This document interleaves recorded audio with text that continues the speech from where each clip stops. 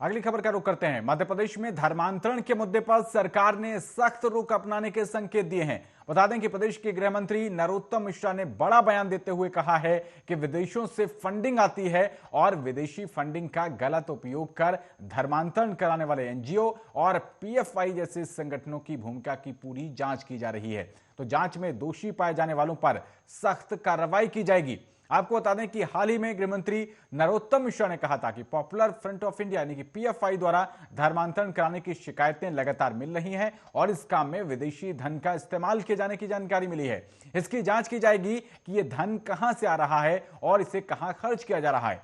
बता दें कि बीते दिनों में एमपी के खरगोन, झाबुआ जिलों में धर्म परिवर्तन के मामलों ने खूब सुर्खियां बटोरी थीं, जिसमें पुलिस ने 11 लोगों को गिरफ्तार भी किया था।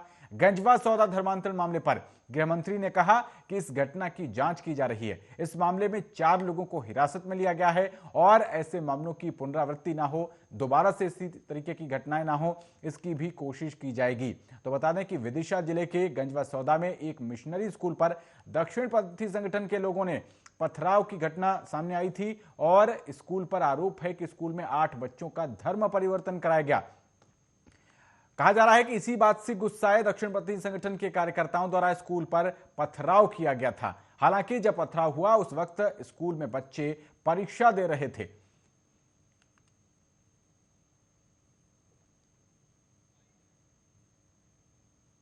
धर्मांतरण के मामले में मुख्यमंत्री जी ने भी कहा और हम भी कह रहे हैं कि जो विदेशी फंडिंग आती है, जो एनजीओ इनका गलत उपयोग करते हैं,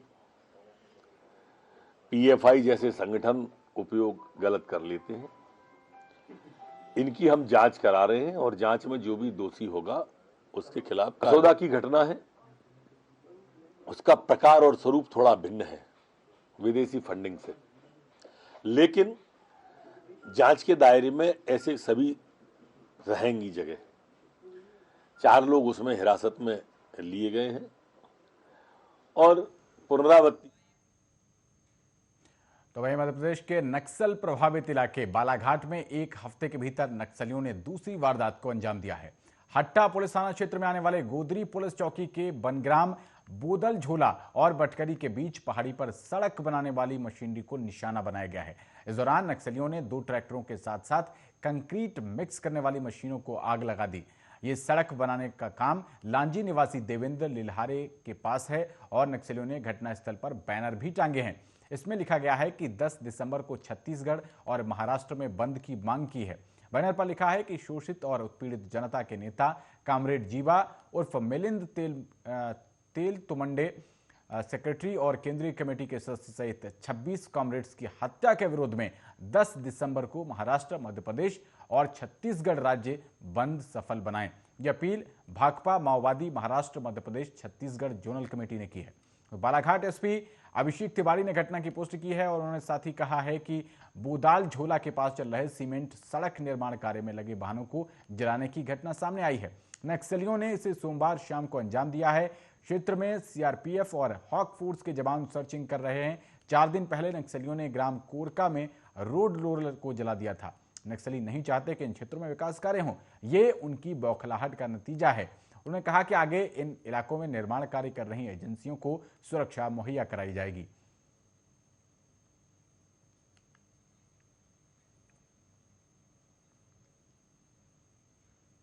दूसरी तरफ भिंड में एक किशोर की समझदारी से उसकी बहन का कातिल चाचा सलाखों के पीछे पहुंच गया।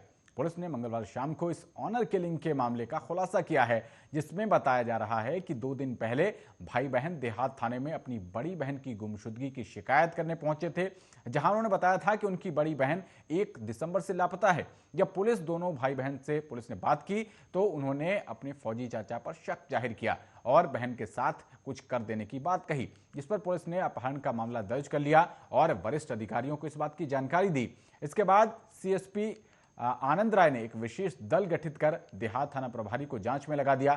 फरियादी ने बताया कि उसके चाचा 30 नवंबर को ग्वालियर में थे, जहां उन्होंने किसी लड़के के साथ उसकी बहन को देखा था और इसी गुस्से में वो भिंड पहुंच गए थे। 1 दिसंबर को जब वो स्कूल गया, उसी दौरान उसकी बहन गायब हो गई और स्कूल से आने पर उसने सब जगह तलाश किया, लेकिन वो नहीं मिली। तो इसके बाद उसके चाचा ने बताया कि वो बाजार गई है। जब शाम तक वो वापस नहीं लौटी तो चाचा ने कहा कि मौसी के पास गुना चली गई है, जहां उसकी बहन पहले से रह रही थी, जबकि वो गुना नहीं पहुंची थी। जब उसकी मौसी और बहन से बातचीत हुई तो शक गहराने लगा और इसके बाद मौसी और बहन दोनों भिंड आ गईं और थाने पहुंचकर पुलिस को जानकारी दी।